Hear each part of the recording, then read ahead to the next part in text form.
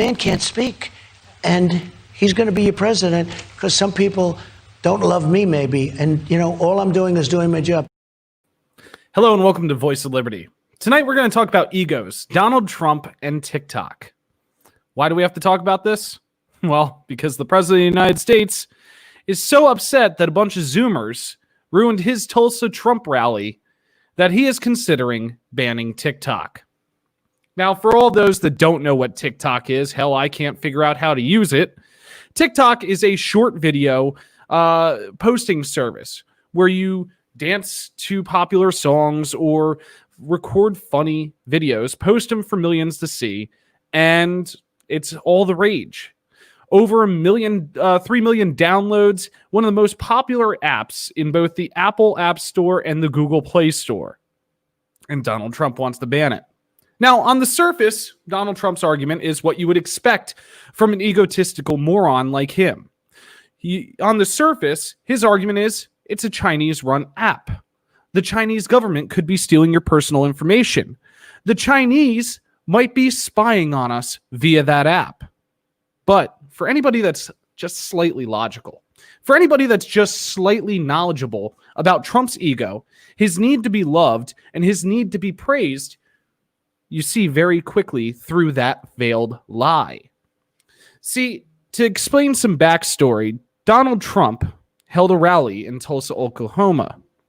Now, ahead of the rally, the Trump campaign was parading around that over 1 million tickets were reserved for this first campaign rally in months since the COVID-19 pandemic hit the United States. They were saying how many people wanted to see the president speak, how many people were excited to see him speak. To give a little more backstory on the rally had actually been pushed back. The rally was held on June 10th, not June 19th, known as Juneteenth. The reason that he wanted to hold it on Juneteenth, I've discussed in a previous video. The Trump campaign, in a very rare pushback, decided to push back on holding the rally on Juneteenth and instead held it on June 20th. Now, Trump, to much fanfare, was just describing the massive crowds, the huge scenes outside of his rally on June 20th before he even got there. Crowds camping for days, people in MAGA hats and MAGA shirts and CAG shirts and QAnon shirts, and even a Build the Wall brick suit. What Trump and his campaign didn't realize, though, is that Zoomers on TikTok had united together to troll the Trump campaign in a way that has never been done in a political system. What Zoomers did via TikTok and how they united has never before been seen in electoral politics. And the Trump campaign does not know how to cope with it. They have absolutely no idea how this occurred. They try to say, and they try to play off, that there was no possible way this occurred, that it was an impossibility, that they checked the validity of phone numbers and email addresses for over 1 million ticket reservations. Except they couldn't have.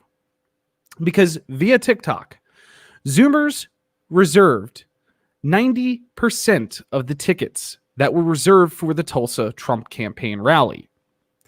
Zoomers made it seem like the crowds would be massive. Now, 1 million people coming to Tulsa, Oklahoma for a Trump rally would have been unbelievable. It would have paled in comparison to some of the bigger rallies for presidents that have been held, but for a Trump rally, it would have been among the biggest. Theoretically, it would have been bigger than his inauguration. So, Trump lets the dust settle. Trump lets everything settle down. And while he's letting the dust settle and letting everything settle down, his frail ego starts to kick in. In the video you just saw, in the intro to this, it was from a town hall where he essentially, oddly enough, admits that Joe Biden will be the president of the United States. All these things starts to brew in Donald Trump's head. His ego, his need to be loved, his need to be propped up, and his need to be supported. With that, the failure of his Tulsa, Oklahoma campaign rally due to Zoomers and TikTok kept obviously popping into his head. So, of course, him and his buddies in the Senate, his buddies in the House, Mike Pompeo, they all got together. And what the Trump campaign, Trump's administration, and his senior staffers were able to figure out was that they could potentially, and I'm just theorizing here, they could potentially stop this from occurring at other Trump rallies if they simply got rid of TikTok. But of course, banning TikTok, banning an app in the United States is totalitarian. Banning an app in the United States from people being able to download it is authoritarian, if he said it for why he wants to. But of course, if he says it's for national security, and if he says it's to prevent the Chinese government from stealing our data and stealing our identities and stuff like that, then he has it. He has a reason to do it. It's for national defense. It's to protect the country. But in fact, it's not to protect the country. It's not to protect secret U.S. data, because TikTok requires nothing more than an email address. TikTok doesn't even require you to verify your email address. You can simply create a fake email and create a TikTok. About the most they're going to steal from you is whatever you put on it. The Trump campaign created this fictitious veil for why they want to ban TikTok. But the problem is that it makes no sense. Anybody who's touched TikTok knows how simple it is to set up an account.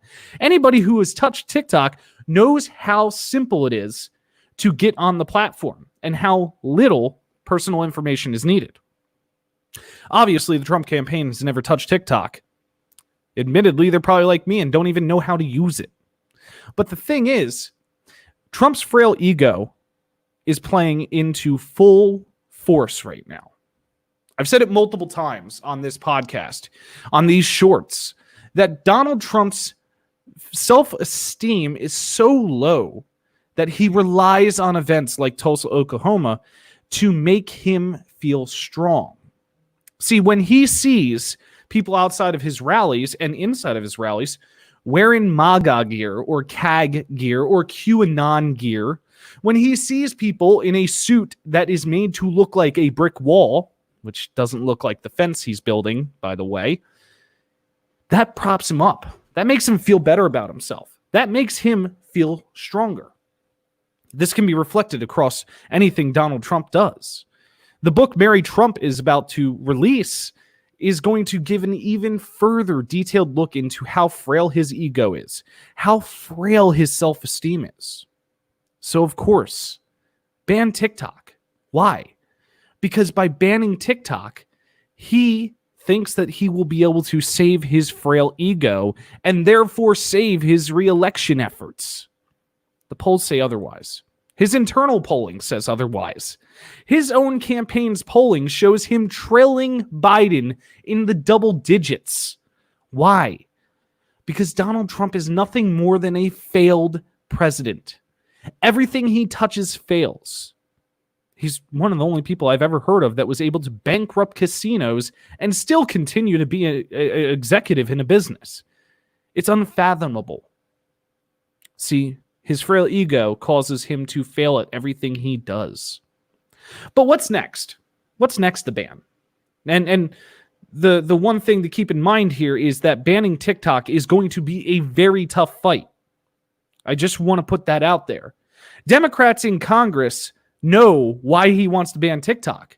See, Democrats in Congress, they pay attention to Twitter, they pay attention to social media, and they pay attention to many people out there that see exactly why Donald Trump wants to ban TikTok.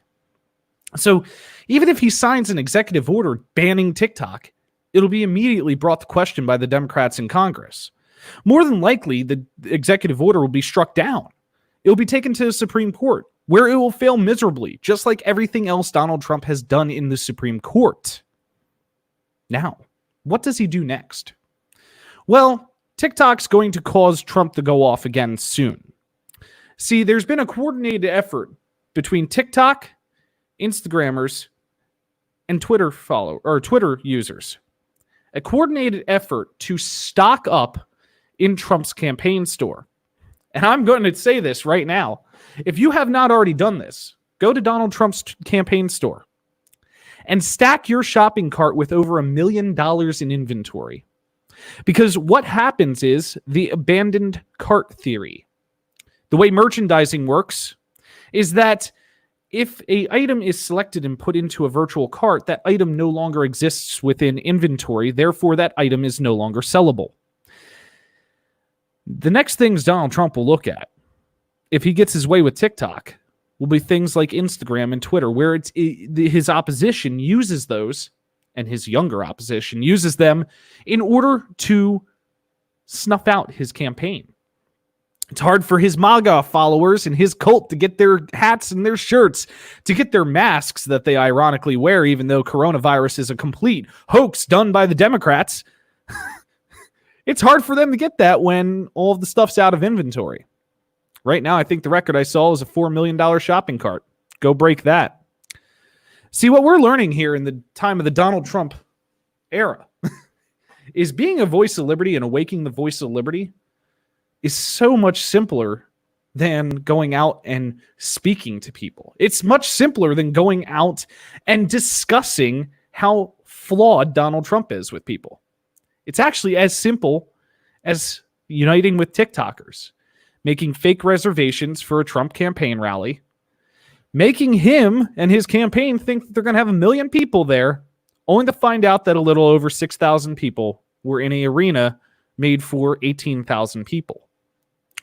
Being an activist and being a voice of liberty and awakening the voice of liberty is as simple as stacking a shopping cart with over $1 million in inventory and blocking it.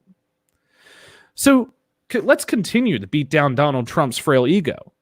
His frail ego is showing itself in so many ways. Reports have come out from senior Republicans saying that if Donald Trump doesn't see a way towards re-election, he may drop out of the race. It's a frail ego. Donald Trump is so afraid to lose that he will step down and try to claim that it was rigged against him. He will step down in order to protect his ego. Ego, strength, power, might, masculinity. These are all descriptors I've used about Donald Trump. I'm not saying he's any of those, but those are what he thinks he is. And that's what his campaign rallies do to him. So to TikTokers, well done. Good job. You got under Donald Trump's skin in a way that I don't think anybody could. And that was fantastic. Every one of you has been a voice of liberty, awakened the voice of liberty, and will continue to be a voice of liberty. Good night.